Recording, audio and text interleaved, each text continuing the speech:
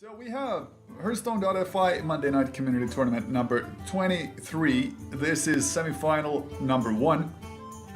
JJ102 from Germany versus S4 Mule of Experience Esports in Spain. We'll have to wait and see which picks they've made, but that did not take very long. It's JJ's Warlock versus Samuel's Hunter.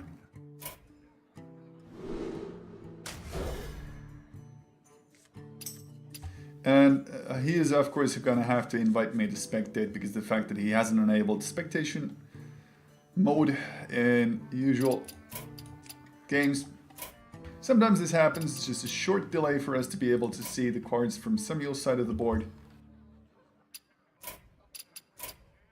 And there we go. It's looking like a mid-range hunter. Definitely a mid-range hunter. We see Houndmaster, which is not used in a face hunter deck list, versus a Zoo or Demon Lock. More than likely a Demon Lock, because the fact that he has the Big Game Hunter plus the Mistress of Pain in his hand.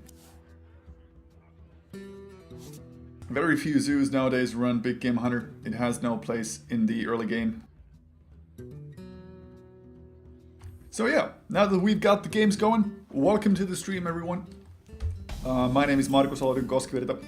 This is the Hearthstone.fi Monday Night Community Tournament, which grants these players, at this stage, both players will definitely get WCS points to qualify for BlizzCon. If you are placed second in this match, which means third or fourth in the overall rankings, you will get 1 point. And if you are placed first in the whole tournament, you get 10 points. And if you're placed second, you get 5 points. So definitely worth it. Also, the winner walks home with 50 euros of straight up cash money in his pocket. So there is definitely something to play for. Fairly straightforward turns 1 and 2. No real options for Samuel either. JJ could have, in theory, coined out a 2-drop on the turn number 1. There's really no rush, no hurry, especially in this matchup. Opting to go for the Abusive Sergeant's Battlecry, so he's able to remove the Mad Scientist from the board before it's able to attack into the Void Walker for free, so to speak. And since this is a freezing trap, it's actually very good for JJ. He can go ahead and proc it with either one of these minions, either resetting the Void Walker's hit point pool or going for the Abusive Sergeant redone Battlecry in this setup. He's probably going to test for the freezing trap, depending on the situation. Let's see, he's holding on to the Mistress of Pain, which he can play if he does not want to replay either one of these minions. Since he's facing Leok, I would say that putting out the Abusive Sergeant first so he can replay it at a later turn is actually a good call, given that... Oh, well, actually you can go ahead and activate the egg as well, but the downside here is that now his 1-1 is still left up on the board, and the 2-2 can actually clear it freely. Yes, you do get to activate your 4-4 out, but other option would have been to just play out Mistress of Pain, let Leok attack into a 1-1, and then on the upcoming turn number 4, play Abusive Sergeant, activate your Mistress of Pain for 3 damage and take out the Leok. But this makes a whole lot of sense when it comes to the mana cost curve. You pretty much, by playing that Abusive Sergeant perfectly on turn 4, enabled this Nerubian to attack this turn and clear out the Leok anyway, and your board is pretty much the exact same as it would have been even if you just played the Mistress of Pain. The only downside would have been the fact that your board would not have this Void Caller right now. Instead of this Nerubian, you would have the Nerubian Egg and the buffed Mistress of Pain, plus nothing on the side. So trading it for the more efficient mana curve makes a whole lot of sense. When you're looking at Samuel's situation, you've got the high main coming on 6. The Belcher would fit the curve pretty perfectly right now. Unfortunately though, JG does have the tools to handle it. with those smaller minions combined, by attacking with the Shredder into the 2-1, he makes sure that the value trade or the value attack into the Sludge Belcher would not be happening. He's forcing JJ to be in a spot where where he basically has to use the Nerubian and the Void Caller unless he buffs those minions somehow or uses a spell to get rid of this Sludge Belcher. He's also at 5 mana, so Black Knight is not yet a possibility, even if the Warlock were to run a deck tech card against taunts. So it's a pretty good situation to put it down. When you think of these cards, the Defender of Argus would really be something that I would be inclined to play right now. It's not perfect when it comes to mana, but it enables the Nerubian to kill off the Sludge Belcher and then buff the Void Caller just enough so it can actually remove the 1-2.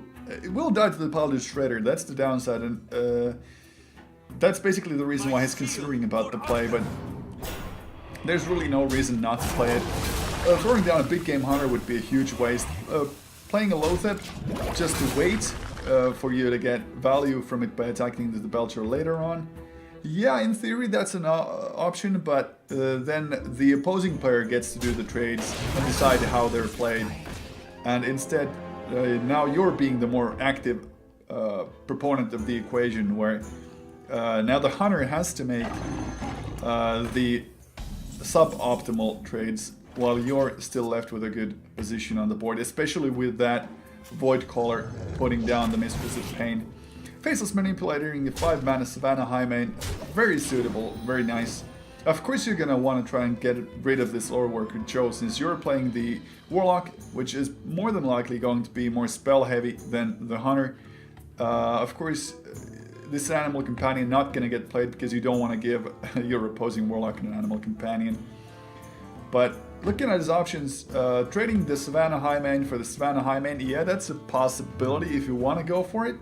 The boom on curve perfectly on turn 7. Was that even a top deck? I think that was a top deck boom.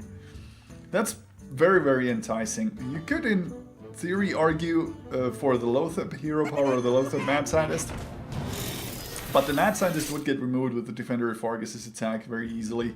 This Lothep, yeah, it would deny spells, but this Lore Worker Joe already denies the spells fairly efficiently anyway. Now that you've played down the Dr. Boom, do you want to go for the trade onto the 6-5 or do you want to go for the value play? I think Samuel values the longer match more if he goes for the value play, because by going into the Mistress or the Defender of Argus to try and get as much value out of Savannah as possible, you're making it so that the Savannah can efficiently trade into the Dr. Boom as well. Now, unfortunately for Samuel, JJ has been holding onto the big game hunter from the beginning of the match, basically, so he has got the answer for it already. He should have gone with the Savannah for the value play and try to get out as many cards as possible from the opposing side's minions. If he had gone for the Defender of Argus removal, then the Lore Worker Joe would still more than likely be left alive, and this Shadow Flame would not get such ridiculous value, since he would still have the 6-5 on his side of the board, which would not have been able to be destroyed so easily. JJ would have had to have utilized 1 or 2 minions into it, at least. Actually, he would have, yeah, used 2 minions or done the trade himself with his own Savannah Highmane. In which case the Savannah Highmane would have already gotten value. 1 minion would have been enough, since it would have been damaged from the previous attack already. But yeah, that's pretty much the case we have here. The board, which is already very, very much in favor of Samuel, actually turned completely upside down in favor of JJ. Mainly because of the big game hunter's huge tempo swing on this board. And that crucial Shadow Flame AoE that he was able to proc last turn. When you think of his options, answering a Lothep with the Lothep of your own is pretty optimal. Now, the only thing you have to decide is, do you want to get rid of this Leok with your own big game hunter, or do you want to maybe utilize your 2-2s and 2-3s, just so you can maybe deny a smaller Unleash the Hounds or something similar to that? Yep, I think he values the smaller board impact more right now. He wants to leave the 4-2 minion up as well, because it isn't so prone to get removed and deals more damage per turn anyway. This way the Unleash the Hounds is not as big of an impact.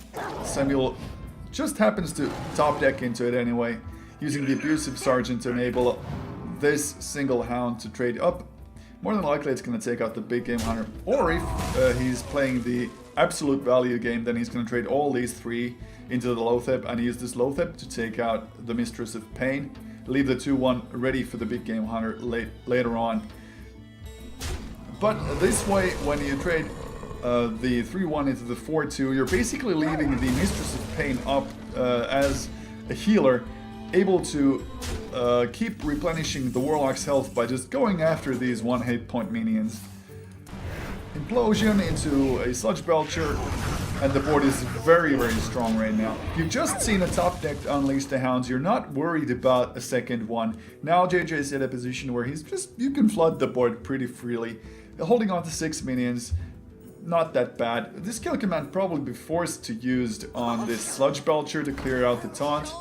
Or if he doesn't play it, that means he's waiting for the Owl to come up from the deck, so he can utilize the kill command as an ender card.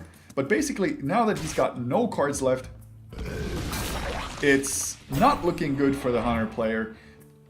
If I were him, I would actually not sacrifice this Hound, since if you leave the 1-1 up, well, yeah, the Mistress of Pain would get more value out of it. So I'd sort of understand why he did the decision that he did.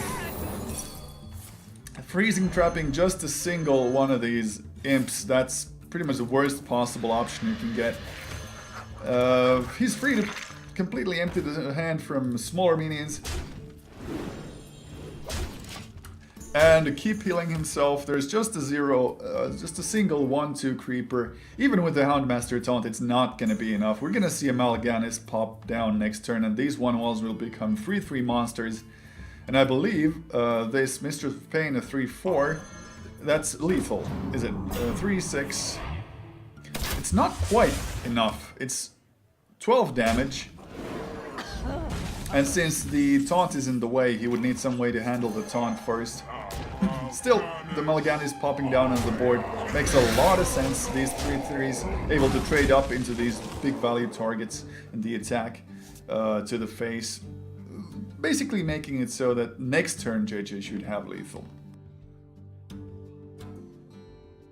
Hey chat, we are 10 minutes behind what you see and what I see. There's a 10-minute delay, so welcome to the stream everybody.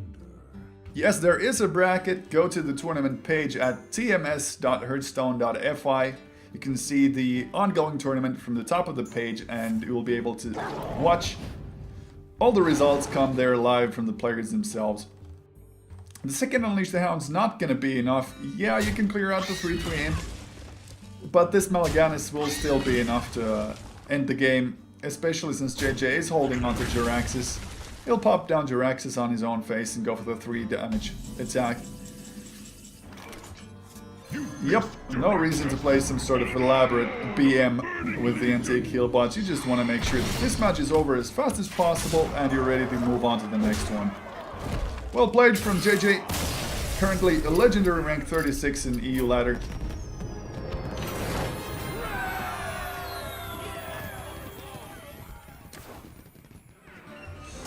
And we're waiting for the next match to start. Since he has now won with his Warlock, he's got Hunter and Rogue left. Both players have got Hunter and Rogue in their lineup, and Samuel has got a Warrior as well. Since you're waiting a Hunter or a Rogue, I don't think you'll be wanting to pick the Warrior quite yet. The Warrior should be good against the Rogue, and it should be fairly okay against the Hunter as well, but I would consider holding on to the Warrior for a more close call of a match. That mid-range Hunter, if JJ is holding on to a face Hunter and the mid-range Hunter is your decision, then yeah, well, no point in evaluating it anymore. He decides to go for the safe bet of picking the Warrior because, yeah, like I said, it's a pretty good pick against the Hunter. It's a very strong pick against the Rogue. So, unless the Rogue gets a very strong early start and is able to overwhelm the Control Warrior in such a manner that he doesn't have enough armor to hold off the onslaught, it's not gonna look good for him. The Lothab coming up from the mulligan, not something you want to be looking at. The backstab is nice. Thalnos you can cycle out, but the Drake and Lothab are way too slow to begin the game with. Even the Earthring Farseer would have been better. Double Fiery War Axe, throwing out the Shield Slam at this stage makes a lot of sense, since you're not going to get value out of it early on in a game against an Oil Rogue. Basically all rogues right now in the tournament scene seem to be Oil Rogues, so there's no reason for you to expect anything else.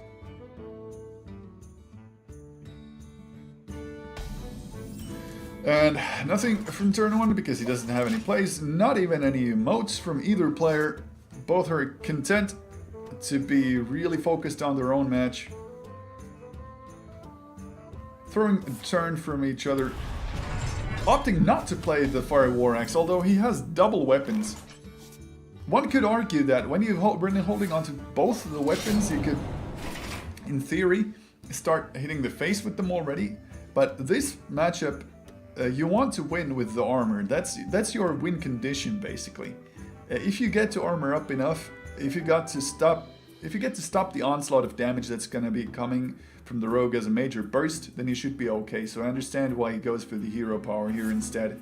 Yep, he could play the Acolyte of Pain, but he knows that the Acolyte could be cleared out very easily with a single deadly poison or whatever.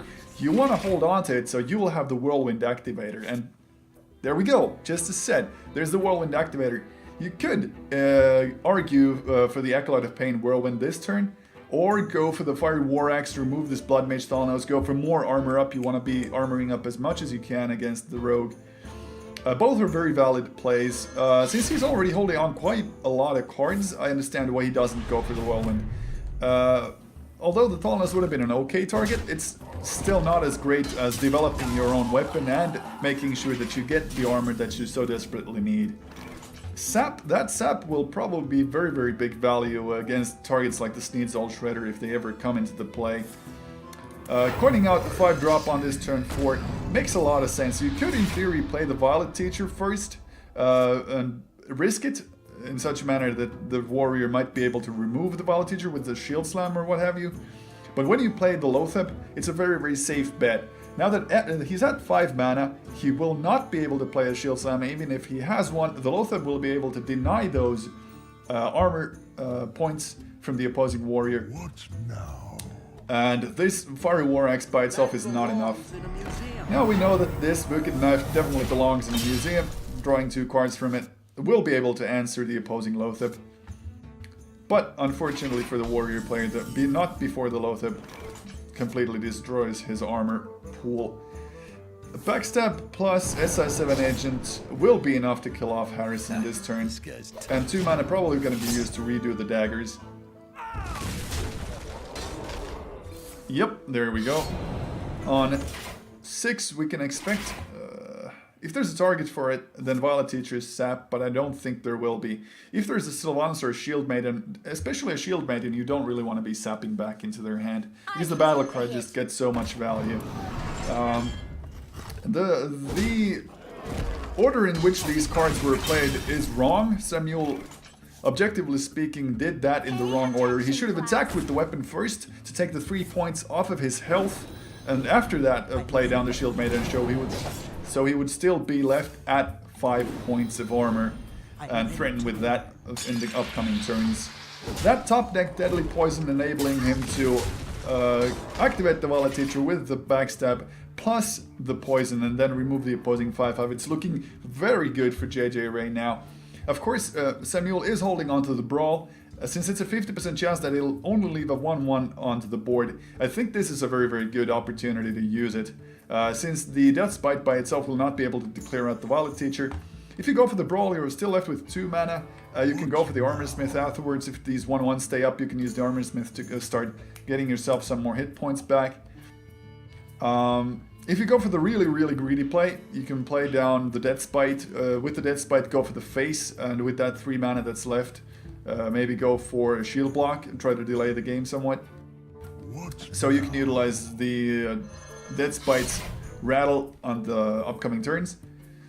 And he is going to play for the greedy option. if you use the Whirlwind this turn, then you're not getting a draw out of it. But on the other hand, this way, your Death Spite can clear out the Violet Teacher this turn already, before there are any more interruptions from the 1/1s. And once again, the order of play is wrong here. You should only armor up after you've attacked and take the damage to the face. These are the small details that make the difference in these players' games. Going for the Drake for the draw, no hesitation right there. The fact that he went for the 5/4 is actually quite interesting, but on the other hand, you know that the Violet Teacher and any possible apprentices that she'll be spawning will be removed this turn with the Death Rattle from the Death Bite, and she has a smaller attack value than Lotheb had, so in a way that preserved him 2 hit points. To understand why he did that. If there had been some way to remove this Death Spite though, then these 1/1s would have been able to make a difference. Taskmastering onto his own Acolyte means he will be able to draw at least 2 cards out of it with the Death Spite, Death Rattle. It's interesting to see whether or not he goes for the Drake or for the Violet Teacher with the attack. One could argue that this Drake is actually a bigger threat because of the spell power increase, and he's gonna go for it. He doesn't mind that these 1/1s will keep spawning, because they don't have a charge. It's not something you're afraid of. And since he got the Armorsmith down with 3 minions, that single Whirlwind will actually give a pretty significant boost to your health total. Let's see if this burst, is it enough? With the prep and the Tinker's Oil, how much is that? That's 1. 6 damage from the Whirlwind and possible 6 from the minion. Nope, that's not gonna do it. Going for the Fan on Ivy's play to clear the opposing player's board completely. This will make it so that he's basically fishing for the lethal come next turn. 8 damage on the board with a possible of 8 from your weapon plus 3 from the combo. That's 11, 14, that's 17 damage. No, sorry, 19 damage, I believe. 4, 8, What now? 16. Yeah, 19 damage. So unless the warrior gets a taunt wall up or double shield block, it's not looking great for him. Sludge Belcher, a very good choice. Unfortunately, this sap is gonna make short work of it. Yep, like I said, this sap will probably make this game due to the fact that he cannot pop down enough minions or enough things to slow down the onslaught of these existing board minions. The brawl makes sense in a way because it only leaves 1 minion up and it denies the damage potential from 2 of them. But if the 4/4 were to stay up, he still would have had plenty of ways to activate his damage burst potential. Is this still enough? Without the minion though, you don't have it. You needed the minion to be able to utilize the Tinker Sharpsword Oil's activation effectively. Oh, double prep, well that's nice. If you weapon up this turn into South Sea Deckhand for 1 mana Tinker Sharpsword Oil, that's still enough, yeah. Since you have the charge from the South Sea Deckhand, you have the 8 damage, and that is, the sprint made it so that he has the charge minion, and that's it, enough to end this game, even without the Blade Flurry completely. It is now 2-0. This is a best of 5 series, so JJ is looking very, very strong. We would need a complete reverse all kill from Samuel. And he's only got his Hunter left. JJ has only got his Hunter left. And if it's a face Hunter, it's pretty much a coin toss. The Warrior is pretty good against the Hunter. It's okay if it gets rolling early on. Rogue is fairly weak against the face Hunter. And his own mid-range Hunter should do well against the face Hunter as well. So only the Rogue is a bit of a weaker pick against it. But it might be a mid-range Hunter, you don't know. We'll have to see what JJ has brought to the tournament. Versus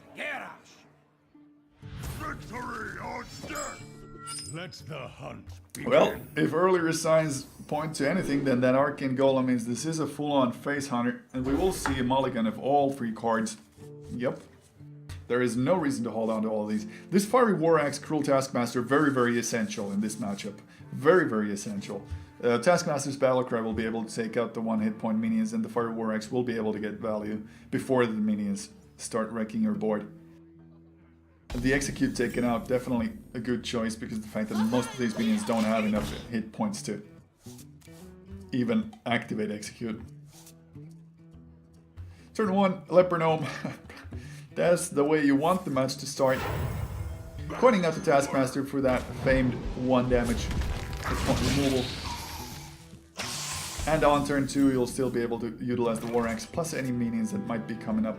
Now, this Juggler will not be played because of the fact that the opposing player would be able to make a value trade into it. And you want to hold on to the Juggler for the Unleash the Hound synergy or potential to use it in combination with other minions. Especially since when you're playing Face Hunter, using the hero power as much as possible is actually a pretty good thing. The Wolf Rider just for the face damage is quite likely here, since you don't want to be accelerating the opposing warrior's mana curve, if at all possible, to avoid it. It'll be interesting to see if Samuel uses his minion or his weapon to take care of the 3-1 Wolf Rider. He has got 3 mana right now, so playing the Whirlwind plus hero power is actually not a bad call either. He can go for the Armorsmith Whirlwind as well, get 2 mana out, get 2 armor out of it, and it's looking like he's gonna play that exact scenario. You could argue not playing the Whirlwind would be an okay choice as well, but you're getting 2 armor out of it, you're removing the 3-1 before you're even sacrificing your Taskmaster, so it makes a whole lot of sense. 1 mana, 2 hit points, 1 removal. Yep, it is looking good for the warrior player, Samuel. These are the cards that you absolutely must have at the start of the match in order to face down a face hunter. Knife Juggler into a Glaive Zuka or just a hero power. The Glaive Zuka actually making a whole lot of sense because the fact that now he can attack into the Taskmaster and clear it out himself before the Taskmaster will be able to get value from the Juggler. Now, if the warrior wants to clear out the Juggler, he'll have to either buff the Armorsmith or utilize weapon. Unfortunately for JJ though, the weapon is there, and he will attack once again in the wrong order. As we saw in the previous match, he should have first attacked the face, so he would have been left with 2 armor instead of 1. In this matchup, it doesn't really make that big of a difference, but still, it is something. Hunter's marking the Armorsmith, so he can utilize the Glaive Zuka to get rid of the Armorsmith.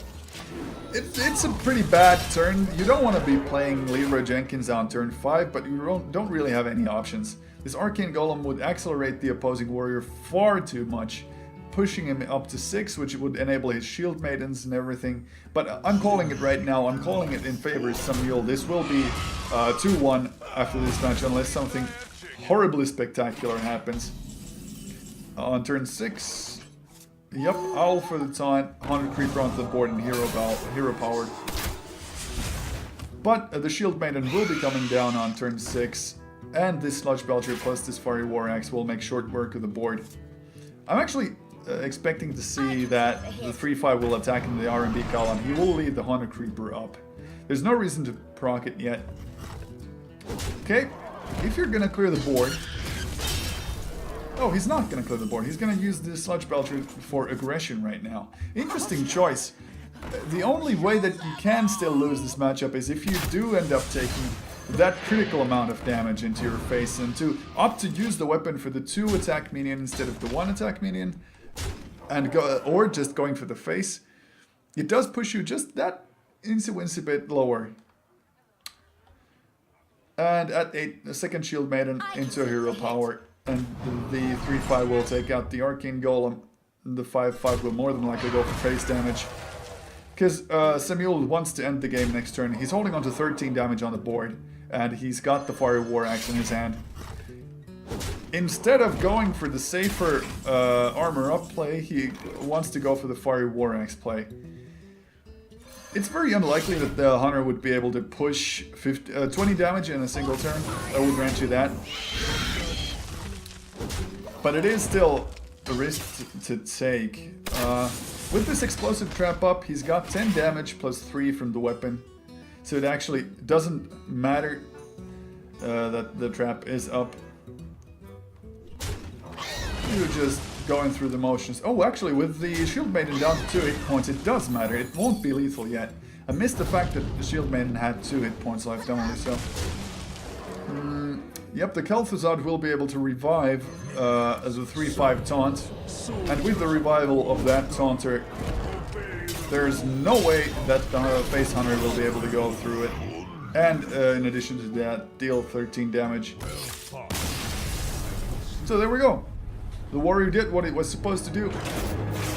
Samuel makes it 1-2. Still in favor of JJ, who's got the 2 wins, but it's a face hunter. It will be facing a mid-range hunter and an oil rogue. So it should be able to take at least one of those matches.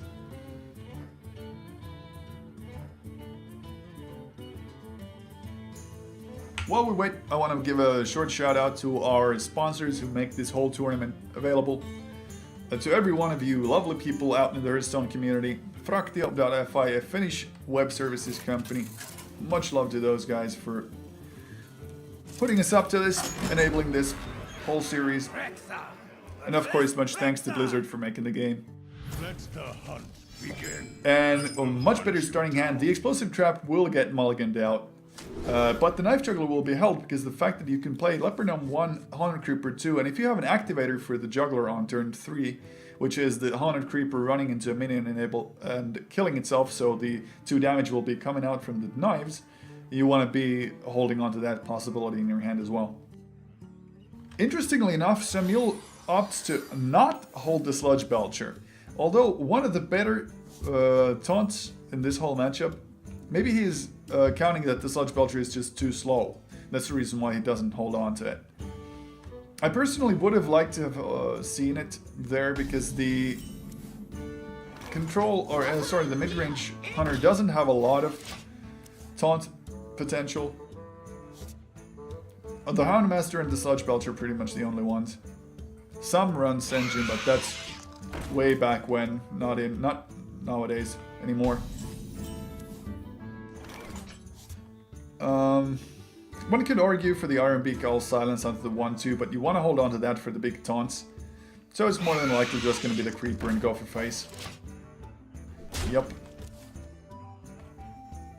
And now, on turn 3, the Animal Companion is probably the biggest value you can get, because if it goes for the Leok, which is the worst option, it'll still increase your damage potential somewhat, since you will be running the 1-2 into the Leper Gnome, and these guys would be bigger. But the Taunt 4-4 definitely the best possible option to have in this matchup. The Kill Command can be used on the 4-4, since it does not have the downside of the Belcher. The Iron Beak Owl would be better used on the Belcher because it denies the second Taunter as well. If you use the Kill Command on this turn, you're free to use your 1-2 to go for the face damage.